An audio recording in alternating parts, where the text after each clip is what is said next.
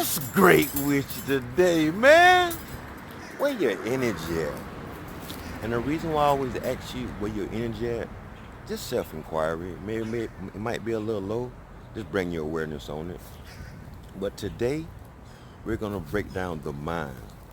So Monday we spoke about the pain body. Wednesday we spoke about the ego. And today we're gonna speak about the mind. Well, my mind. What the mind is we are not our mind. Our mind has its own system where it wants the quickest and easiest way to find a resolution called the knee-jerk response. That it won't think. It's almost unconscious.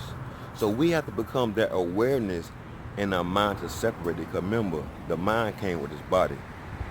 What makes up, the reason why I call it a lot of times us gods and goddess, because our willpower to have that awareness inside that mind to realize that everything it says isn't true. Before I started making videos, I always thought it's a dumb idea, it's stupid, don't nobody want to hear this, you're the only one going through that, what's going to be the feedback, what they're going to think about you. All of these things are coming in my mind that forms procrastination. Once I realized I'm not my mind, I'm the one sitting inside witnessing the mind, it's a different energy. I had to realize just because I have a thought, it doesn't mean it's true.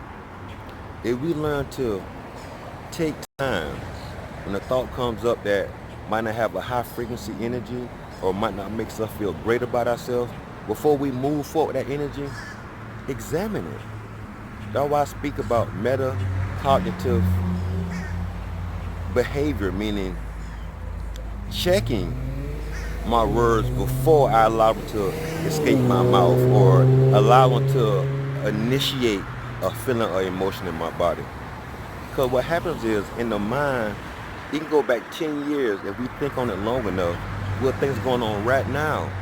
So the mind doesn't understand time, but the awareness goes, oh, that was 10 years ago and it's still affecting me. With meditation, that was the one tool that helped me understand, while I'm sitting still, how many different thoughts the mind wants me to entertain.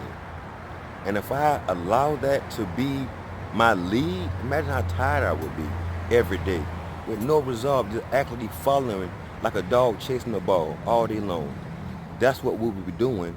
It will allow us to continuously move forward thinking we're our mind.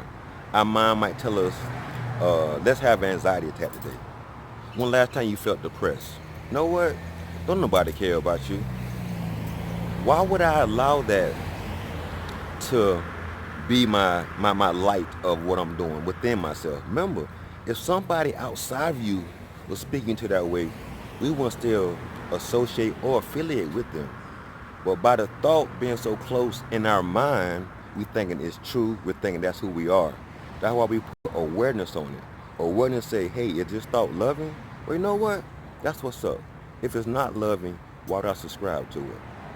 If you have a homeboy, homegirl, sister, brother, if they call your phone and you enjoy speaking with them, your face gonna light up. That, oh man, I'm gonna enjoy this conversation here. But that person call you always nagging, always negative, watch how your energy change. That's the awareness on what this person's mind is on. It's not judging, it's being aware of. If you hang around somebody long enough, you're not judging. You're making something from an observation from their behavior. But in our mind, it wants to add that and feed it to a story. Taking it out of the present moment, mostly going to turn into judging. If that was me, I wouldn't have did this, I wouldn't have did that. That's a lower frequency. That's the what the mind do. A lot of times the mind get caught up in petty mental drama. For what? Because once again, that mind helps feed the ego and pain body by suggesting you old stories that's hurt and pain, whatever. Not saying it wasn't equivalent, because that experience strengthened you for something else. Every time it's like a wound.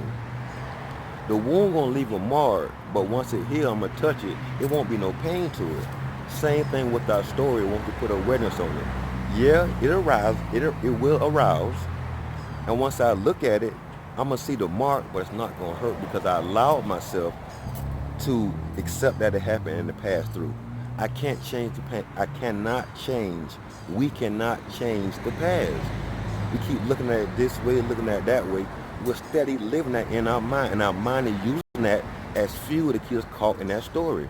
And when we keep doing that, it's gonna bring up an old emotion. So now we're gonna work with this undertone of resentment, undertone of rage, undertone of anger, because we're getting caught up in the mind story. Once we take time, it could be 2 or 3 minutes a day, just to be mindful of our breath, watching our breath come in the nostrils and exhale. That gives you space to be aware of how active your mind is when you're just sitting there. So do it. Try it and see your arch nemesis is right in front of you, right in your own household. It's your mind tricking you into believing that. Once we get that habit of only engaging in loving, uplifting, empowering thoughts, not only for ourselves, but other people too, we're on the right path. When we was kids, I remember my mom always told me, you had nothing positive to say, don't say nothing at all. Let's work on that this weekend. It's so easy to feed our mind or to engage in a not so high vibration conversation. Yes, it happens, but it shouldn't be a majority of our conversations. So just watch it next time. If somebody's involved in that, just sit with it and breathe and be aware of it. And you know what? I have nothing positive to say. So what I'm going to do, I'm going to maintain my silence. Try it this weekend, man, and laugh more. This Namaste Thug. Remember, your wellness is your wealth. Godspeed. Remember, love yourself unconditionally. Peace.